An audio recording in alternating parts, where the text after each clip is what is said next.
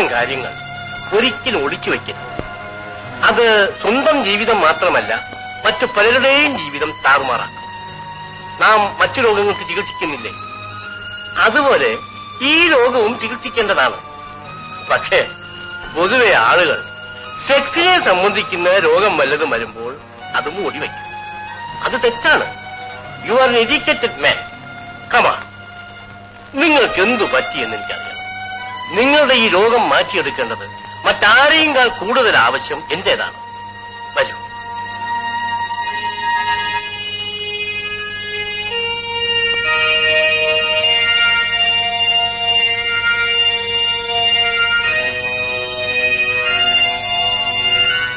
ഇരിക്കൂ.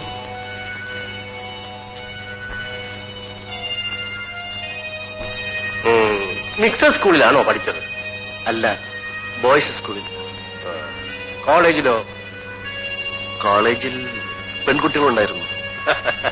അവരോടൊക്കെ ചിരിക്കും തമാശ പറഞ്ഞും ഒക്കെ കഴിഞ്ഞിരിക്കും അല്ലേ? ഇല്ല, ഞാൻ ആരോട് സംസാരിക്കാറില്ല. അവരെന്നെ നോക്കുമ്പോഴും ചിരിക്കുമ്പോഴും എനിക്ക് മനസ്സിലൊരു ഭയം. ഞാൻ തലകുനിച്ചു കളയും. എന്തിന്? നല്ല സുന്ദരികളും ചെറുപ്പക്കാരികളുമായ പെൺകുട്ടികളെ കാണുമ്പോൾ പുരുഷന്മാർ എന്തിനു നാണിക്കുന്നു? നാണം സ്ത്രീകൾക്കുള്ളതല്ലേ? എന്തോ ഞാൻ കൊച്ചുനാളിൽ അങ്ങനെ ആയിപ്പോയി. മിനിയെ കാണുമ്പോഴും നാണവും ഭയവും ഉണ്ടോ? നാണമാണോ ഭയമാണോ, ഞാൻ അറിയാതെ എന്റെ മനസ്സിനകത്ത് എന്തോ ഒരു... ശരി ശരി. അപ്പോൾ ഇത്രയും കാലം രണ്ടുപേരുടെയും യൗവനം വെറുതെ കളഞ്ഞു എന്നർത്ഥം. ആട്ടെ, പെണ്ണുങ്ങളിൽ നിന്നും ഭയം തോന്നിക്കുന്ന വല്ല സംഭവം ഉണ്ടായിട്ടുണ്ടോ? എനിക്ക് ഓർമ്മയില്ല. കോളേജിൽ പഠിക്കുമ്പോഴോ മറ്റോ വല്ല പെൺപിള്ളേരുമായി പ്രേമബന്ധമുണ്ടായി അവരുടെ ആളുകൾ വധുവിനെ ഉപദ്രവിച്ചിട്ടുണ്ടോ? അതുണ്ടാകാനിടയില്ലല്ലോ. പെണ്ണുങ്ങളെ കണ്ട ഭയവും നാണവും എന്നാണല്ലോ പറഞ്ഞത്. അപ്പോൾ ഇന്നുവരെ സെക്സിന്റെ പേരിൽ ഒരു പെൺകുട്ടിയെ ചുംബിക്കുകയോ സ്പർശിക്കുകയോ ആലിംഗനം ചെയ്യുകയോ ചെയ്തിട്ടില്ല അല്ലേ?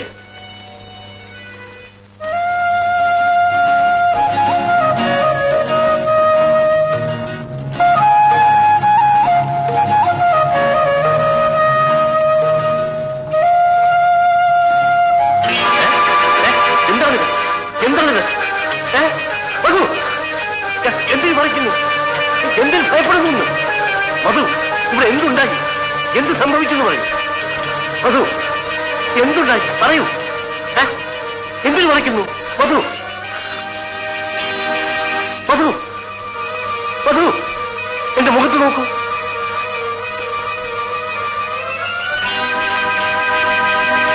ഇതേ ചേഷ്ടകൾ തന്നെ കാണിച്ചതായി നളിനിയും പറഞ്ഞു. തുടയിൽ പൊള്ളലേറ്റ രണ്ട് നീണ്ട പാടുകളുമുണ്ട്. കുട്ടിക്കാലത്ത് എന്തോ സംഭവിച്ചതായിരിക്കും.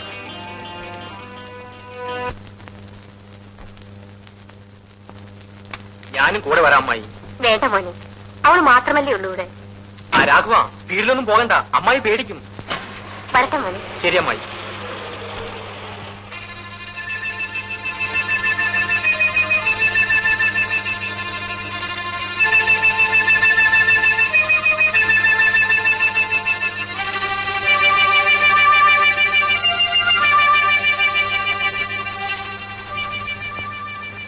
മിനി, നീ എന്താ ദുഃഖിച്ചിരിക്കുന്നത്?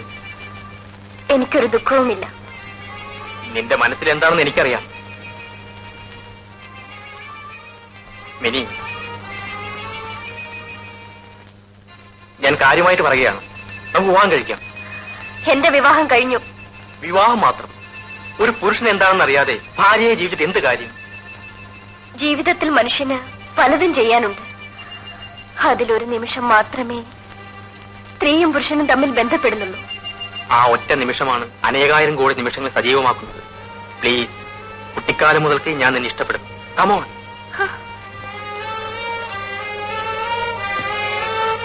എന്റെ മുറിയിൽ കയറരുത്. കടക്കു പുറത്ത്. ആണല്ലാത്ത ഒരുത്തിനു വേണ്ടി നീ എന്തിന് ജീവിതം പാഴാക്കുന്നു? ആരായാലും അദ്ദേഹത്തെ ഞാൻ മരണം വരെ സ്നേഹിക്കും. ഞാൻ പറയുന്നത് കേൾക്കും. ഇനി നിന്നെ ഞാൻ ആർക്കും വിട്ടുകൊടുക്കില്ല.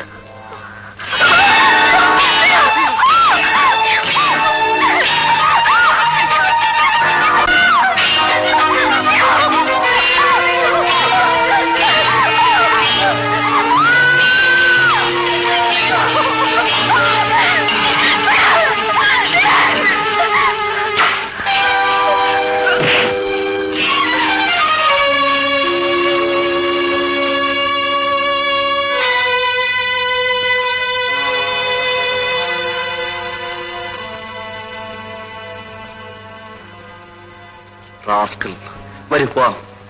ഡോക്ടറെ കണ്ടോ? കണ്ടു. എന്തു പറഞ്ഞു? നിന്നെയും കൂട്ടി ചെല്ലാൻ പറഞ്ഞു.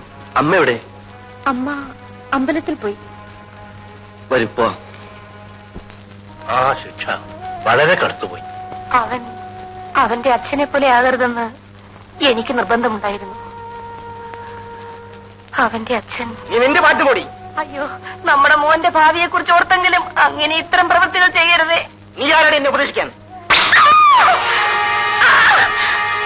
എനിക്ക് ഇഷ്ടമുള്ള പെണ്ണുകൾക്ക് ഞാൻ ചെലവ് കൊടുക്കും. നിന്റെ തറവാട്ട് സ്വത്തൊന്നും എനിക്ക് ആവശ്യമില്ല. ഈ വീട്ടിൽ കഴിയണമെന്നുണ്ടെങ്കിൽ എന്റെ നടപടിയെ പറ്റി മിണ്ടി പോകരുത്. നീയാണോ ഞാനാണോ ഇദ്ദേഹത്തിന്റെ ഭാര്യ എന്ന് എനിക്കിപ്പോ അറിയണം. നിനക്ക് എന്താ അറിയേണ്ടത്? എന്നേക്കാൾ സ്ഥാനമാണോ ഈ അടുക്കളക്കാരിക്ക് ഇവിടെ? നിനക്കത് അറിയണം. അറിയണം. ഇവിടെ വാടി. ഇവിടെ ഇരിക്കും. ഇവിടെ ഇരിക്കാൻ. ഇവിടെ ഇരിക്കടി. ഞാൻ ആണാണ്. എനിക്ക് ഇഷ്ടമുള്ളവരുടെ കൂടെ ഞാൻ കഴിയും. നിനക്ക് സൗകര്യമുള്ളവരുടെ കഴിഞ്ഞാൽ മതി.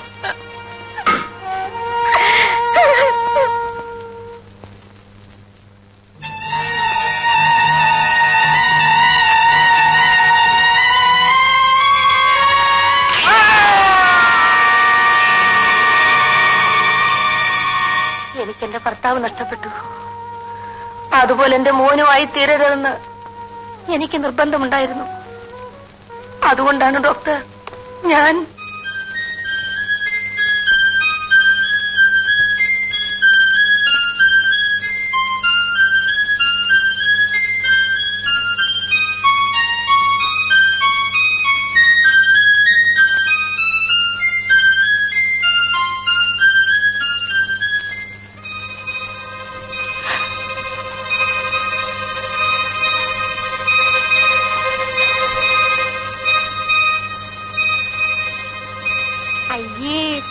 കുട്ടി അങ്ങനെയൊന്നും ചെയ്യല്ലേ മോനെ.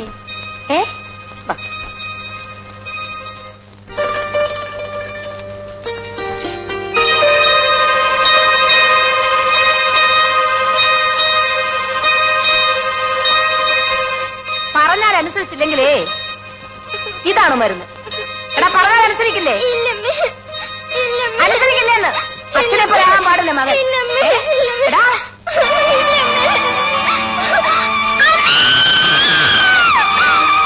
കുട്ടികളെ ശിക്ഷിക്കുമ്പോൾ അതവരുടെ ഭാവിയെ എത്രമാത്രം ബാധിക്കുമെന്ന് മാതാപിതാക്കൾ സാധാരണ ശ്രദ്ധിക്കാറില്ല.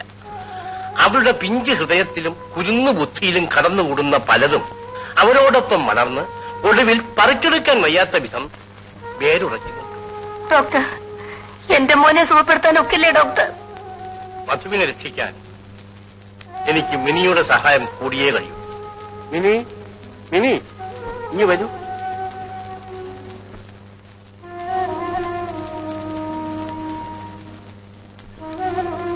നിന്റെ ആത്മാർത്ഥമായ സഹായമുണ്ടെങ്കിൽ മധുവിന്റെ അസുഖം ഞാൻ മാറ്റിയെടുക്കാം. എന്തും ക്ഷമിക്കാനും സഹിക്കാനുമുള്ള കഴിവ് നിനക്കുണ്ടാവണം. മധുവേട്ടിന് വേണ്ടി എന്റെ ജീവൻ പോലും നൽകാൻ തയ്യാറാണ്. ശരി, എന്നാൽ ഞാൻ മറ്റൊരു ശ്രമം നടത്താം.